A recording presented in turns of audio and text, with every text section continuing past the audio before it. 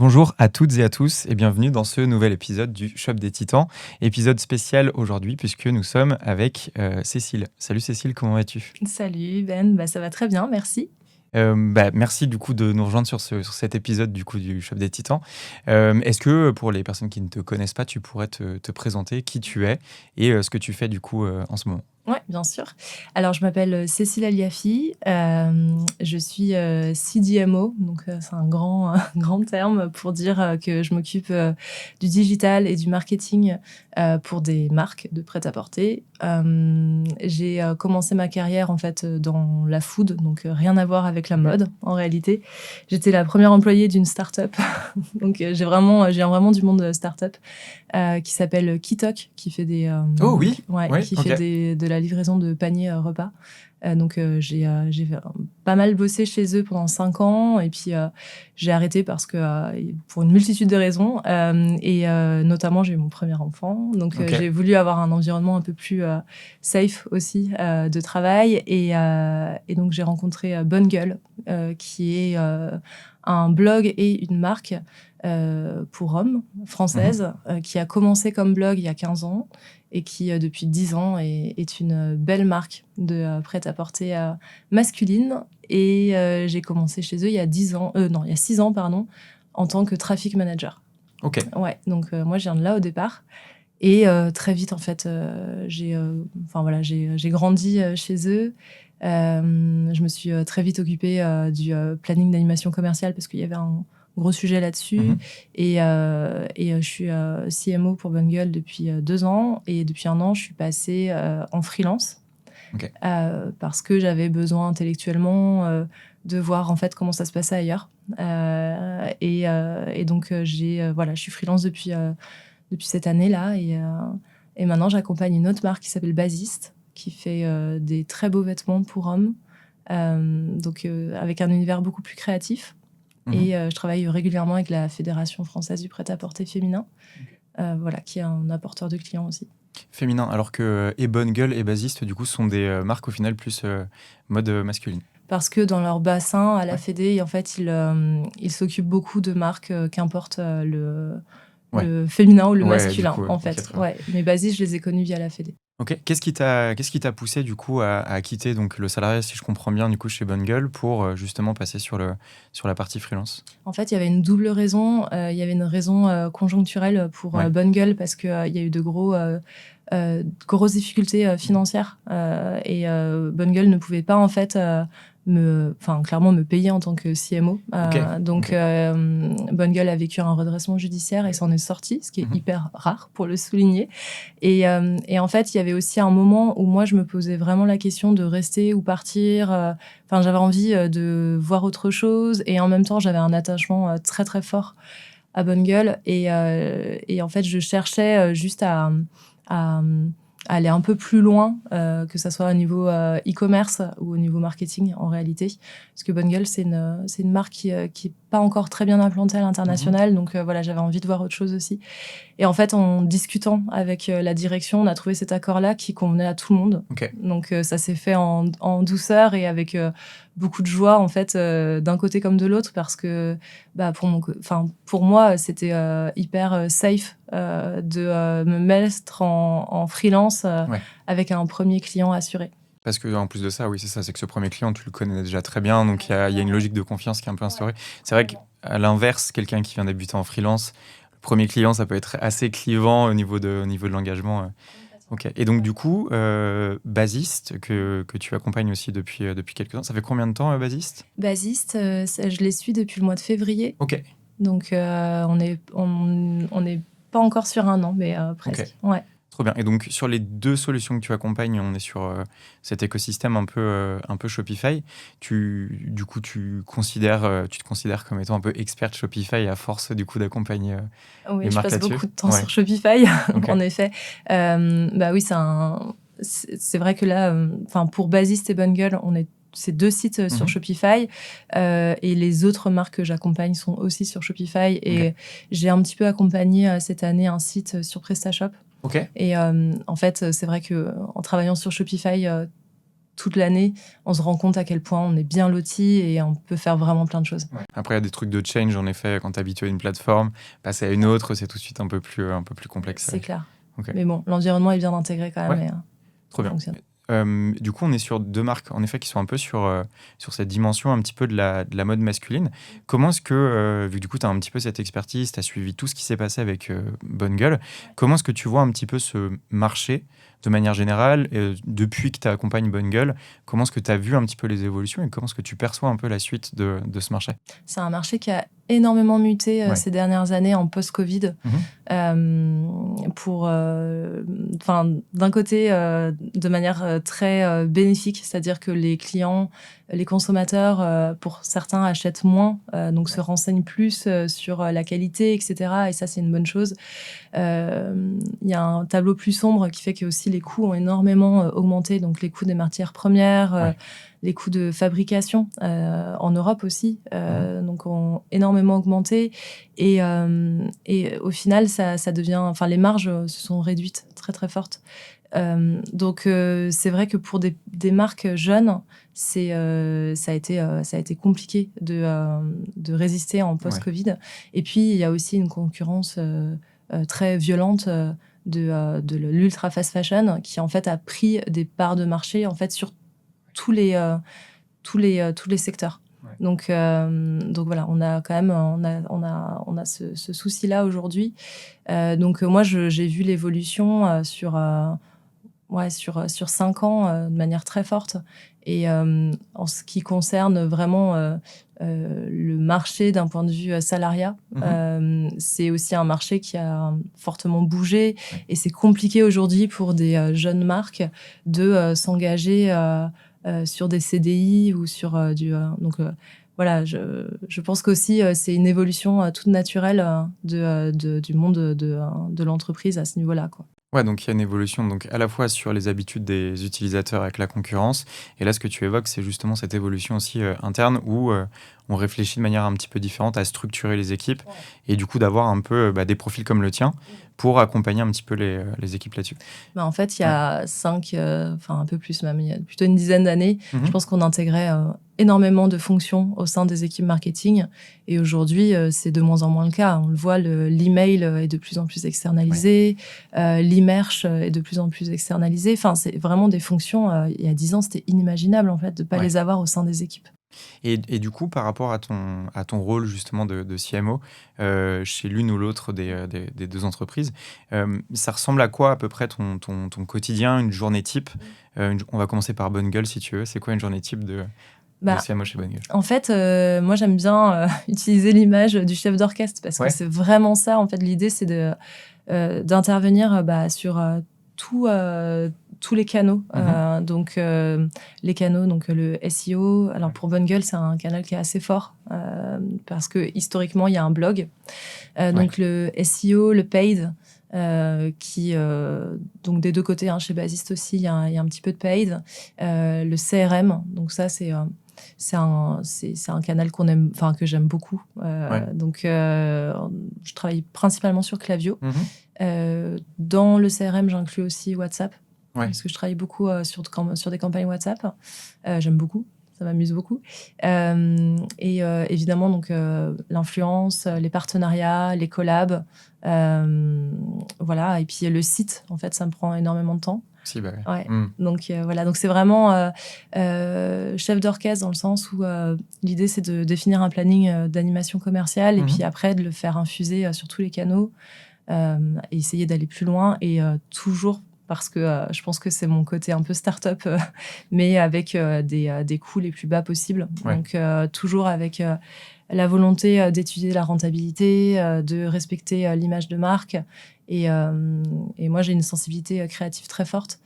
Donc, je m'amuse beaucoup dans ces 2 marques parce que, donc, si on parle de Basiste, par exemple, c'est une marque qui est vraiment portée par un univers de broderie artisanale, vraiment de modèles, de coupes et de modèles de vêtements qui sont absolument magnifiques et qu'on ne retrouve nulle part ailleurs.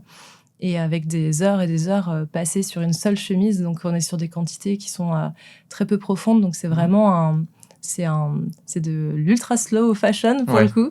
Et c'est presque des vêtements précieux. Donc c'est grisant en fait de travailler aussi avec des gens aussi créatifs. Et Bonne Gueule, j'aime beaucoup ce côté aussi. On essaye toujours de chercher un shooting qui n'a pas été vu ailleurs, une DA, etc., qui n'a pas été vue ailleurs, parce que dans la mode, et notamment dans les marques parisiennes, il y a beaucoup de copies, etc. Donc nous, on essaye toujours de s'éloigner de ça pour surprendre et pour voilà, surprendre nos clients aussi qui nous suivent et qui sont très fidèles. Donc ça, on est très contents. Trop bien. Je rebondis sur un mot-clé que tu as prononcé juste avant. Tu parlais de chef d'orchestre. Du coup, alors, j'entends complètement ce que ça signifie, le fait d'accompagner la marque avec les différents acteurs. Dans cette logique justement des types d'acteurs avec lesquels tu as l'habitude justement d'orchestrer ces trucs-là, donc évidemment il va y avoir des agences de développement. Avec quel type d'agence tu as l'habitude de travailler aussi? Il y a des agences de SEO aussi, les agences de... Moi, je travaille avec des agences SEO, avec des agences d'email, de CRM. J'ai travaillé avec des agences aussi e-commerce. Donc... des agences, j'ai travaillé avec des agences aussi de type influence. Donc, je travaille pas mal de... Et sur la partie, du coup, opérationnelle, du coup, tu dis que tu aimes beaucoup Klaviyo, vu que tu externalises, du coup, peut-être en partie ces trucs-là. Ton rôle réellement par rapport à l'outil et la solution Klaviyo, elle est de valider, de suivre un petit peu, de challenger, en fait, un petit peu les propositions que les agences peuvent faire. Moi, j'ai suivi toutes les certifications Klaviyo. Ah oui, parce qu'en fait... et c'est pareil pour le paid. En fait, j'ai fait beaucoup de campagnes par moi-même. Là, pour Meta, pour Bonne Gueule, on vient seulement maintenant d'externaliser. Je les faisais moi-même avant. En fait, pour moi, pour pouvoir bien travailler avec les agences, il faut savoir faire. Donc, évidemment, je ne dev pas. Mais en tout cas, je sais paramétrer une campagne. Pour moi, l'opérationnel, c'est important de le connaître.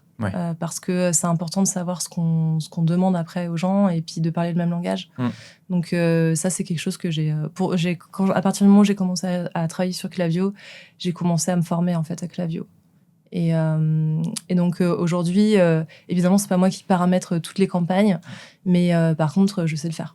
Ouais, dans tous les cas, c'est une très bonne règle business. Sous-traite à partir du moment où tu sais de quoi tu parles, sinon on le sait, c'est un peu d'une facilité de se faire escroquer sur certains sujets, donc c'est une très bonne approche. Et puis il y a la dépendance aussi. Oui, exactement. On ne peut pas être du jour au lendemain, si on n'a plus de personnes pour nous accompagner, on ne peut pas ne pas savoir faire. Est-ce que tu as une campagne peut-être d'emailing ou un flow un peu spécifique que tu as fait ou que tu as accompagné qui t'ont un petit peu marqué ces derniers temps sur Bonne Gueule ou sur Basiste? Alors sur Bonne Gueule, là on en a fait beaucoup autour du Black Friday. Donc Bonne Gueule, historiquement, c'était une marque qui faisait pas du tout de promotion.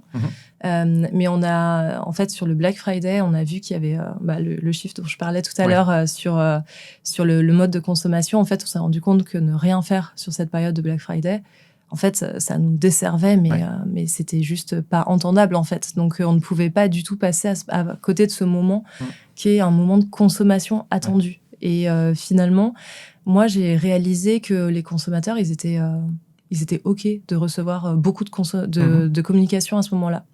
Donc, j'ai proposé en fait un plan d'animation commerciale assez ambitieux et notamment doublé avec de l'email et du WhatsApp. Et les performances sur WhatsApp ont été vraiment excellentes, vraiment excellentes.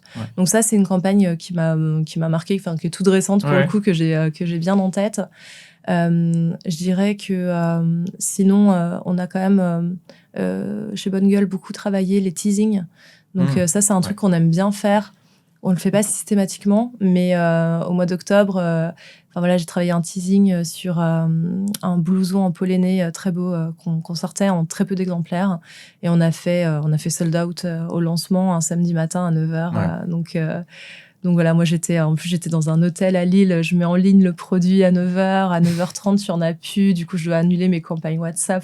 C'était trop marrant. Enfin, c'est le genre de problème que j'adore. Mais Les économistes puristes te diront que tu ne peux pas créer du besoin, mais en fait, c'est un petit peu ce truc-là. Tu crées là, tu quelque crées chose du de désir sexy, quand tu même. crées du désir. Bah Donc, oui. pas le besoin, mais le désir, Ouais. exactement, Ouais. c'est le bon truc. Tu parles de WhatsApp. En effet, on voit que c'est un média qui est de plus en plus, enfin, un canal qui est de plus en plus utilisé Oui. pour la partie communication. Est-ce que tu utilises une solution spécifique? Est-ce que tu passes par Klaviyo ou est-ce que tu utilises d'autres Alors, je passe pas par Klaviyo, Ouais. je travaille avec Wax, Ouais, Wax, pour, ok. pour Bonne Gueule et Mhm. prochainement avec Simio Ok. pour Basis. Ok. Donc, comme ça, j'ai les deux interlocuteurs. Et en tout cas, je fais des campagnes, mais j'ai aussi des flows. Ouais. Donc, on n'a pas trop parlé, mais dans les deux cas, il y a des boutiques aussi. Donc, Oui.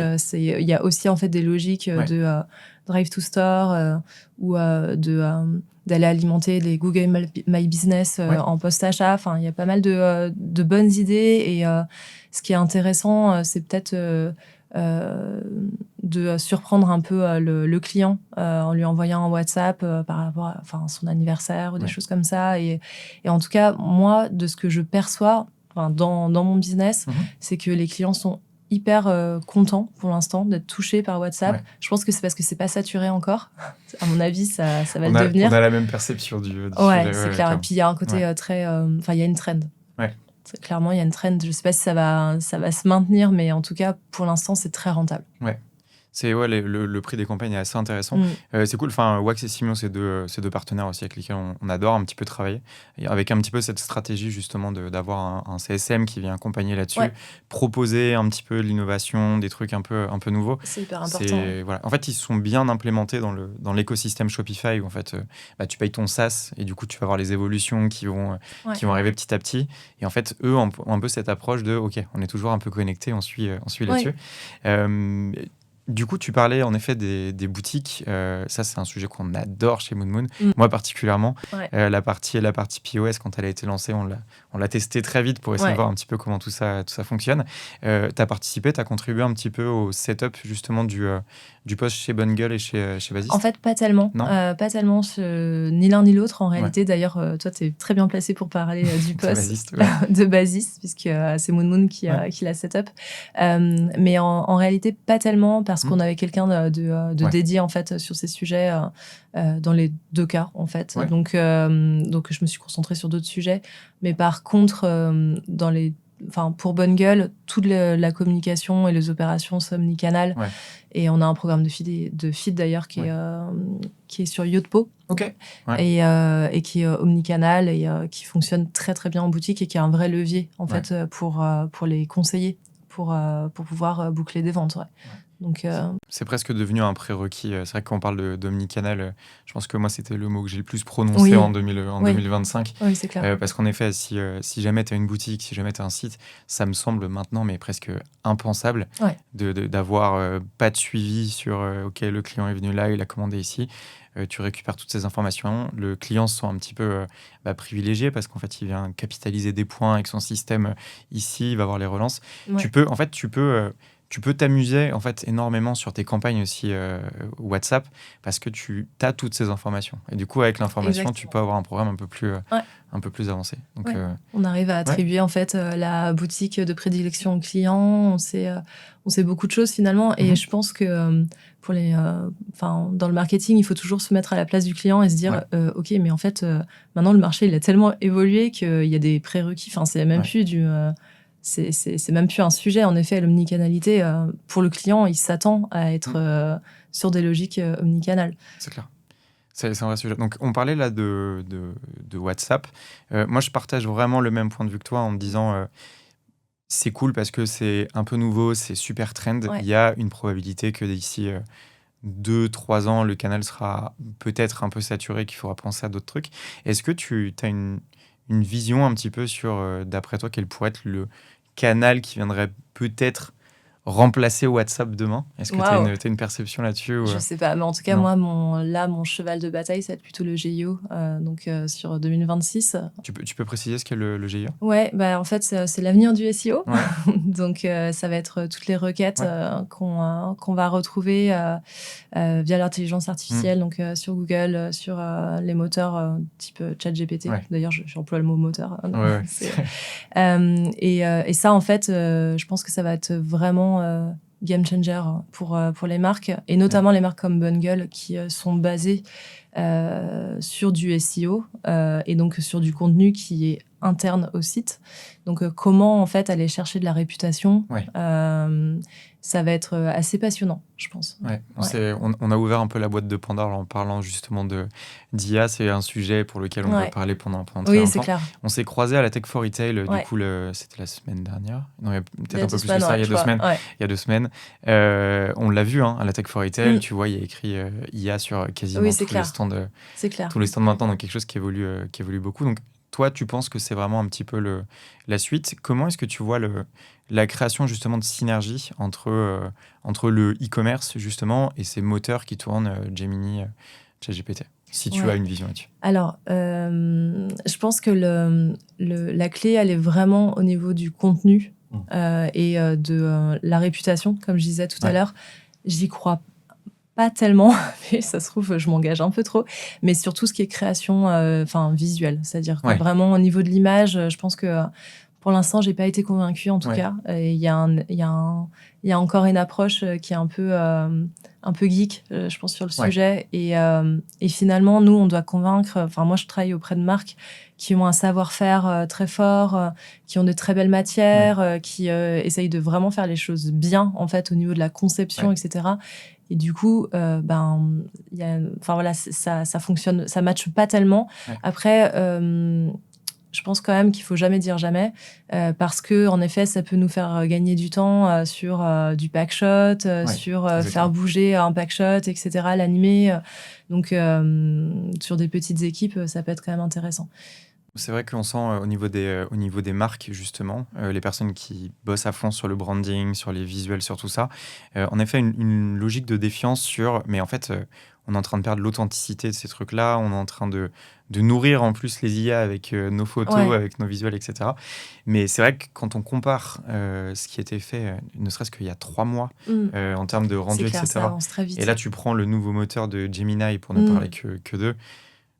C'est dingue. Enfin, ça va très très fou. vite. Ouais. Et en même temps, il y a un truc qui est assez drôle, c'est qu'il y a un retour à l'argentique auprès de plein de marques qui prend le contre-pied de ça, parce que en effet, on a envie de grain, on a envie de profondeur. Enfin, je sais pas, c'est étonnant quand même qu'il y ait ces deux mondes en parallèle sur les mêmes sites. Et pour répondre juste à ta question initiale qui était comment tu vois l'évolution, je pense aussi que l'évolution elle passera par du paiement sur du ChatGPT ou Gemini, et ça va être un autre sujet, quoi. C'est dispo, c'est déjà dispo aux États-Unis, le lien avec Shopify. Donc voilà, ceux qui sont sur Shopify, c'est quelque chose qui va se faire un peu comme ça. Et après, voilà, pour avoir échangé un petit peu avec des équipes SEO, le GIO au final, techniquement, va pas nécessiter côté site des grandes évolutions, des grands trucs. Il vaut mieux être prêt à avoir un SEO qui va être très efficace. Ça va utiliser les données structurées, ce genre de choses, de manière un peu... Oui, tout à fait. Je pense que de toute façon, si on prépare bien son SEO, en fait, c'est toujours une bonne chose. Après, moi, c'est plus ces sujets de comment on travaille la réputation sur Reddit, comment on travaille... Enfin, parce que vraiment, en fait, ça va l'épuiser, en fait, tout le contenu qui va parler de la marque. Et donc, ça demande quand même de sortir de son site. Mais chez Bungle, c'est un sujet qui est déjà pas mal traité. Il y a un Discord en interne, donc avec des clients. C'est le plus gros Discord de la mode masculine. Il y a, je sais plus combien de... Il faudrait que tu découvres si tu veux. Ça parle vraiment, ça parle mode et tout. Enfin, c'est assez... cool. C'est assez chouette. Mais en tout cas, voilà, il y a beaucoup de sujets qui sont traités comme ça et on aime bien s'occuper de ça. On a suivi un petit peu la trend Reddit chez nous avec beaucoup Ouais. d'intérêt. Parce que Reddit, c'est un peu à la base un forum qui est plus orienté un peu geek. Donc, c'est un Ouais. peu en mode, c'est ton petit espace à toi, etc. Et on a suivi un petit peu cette espèce de boom incroyable de la part justement d'OpenAI sur les requêtes, sur le fait de citer des informations qui étaient présentes sur Reddit. Ouais. On a vu 1 milliard de personnes se lancer en mode, je vais vous aider à vous placer sur Reddit, etc. Et en l'espace de 3 semaines, terminé. C'est ça. En fait, ça qui est assez fou. OpenAI s'est dit, bah non, en fait, Finalement, c'est bon. Reddit, non. Il y en a eu trop. Tu vois, j'ai un peu l'impression qu'il y a une espèce de trend qui se crée aussi sur des potentiels consultants IA qui essayent de se mettre sur une niche, mais en fait, ils maîtrisent absolument rien va trop là-dessus. vite. Tu vois, c'est tellement instable pour l'instant. Tu fais appel, toi, du coup, à des consultants un peu sur l'IA à date? Non, pas encore. C'est pas le... Non, pas du tout. C'est pas trop la tendance. Okay. Et il y a des solutions que tu utilises. Alors, on parle beaucoup de dialogue aussi, qui est un petit module conversationnel que tu peux implémenter en 2 clics, 3 clics. Tu as eu l'occasion de le tester ou... Non, je ne l'ai pas testé. Okay. Non. J'en ai entendu parler, en effet, mais je ne l'ai pas testé.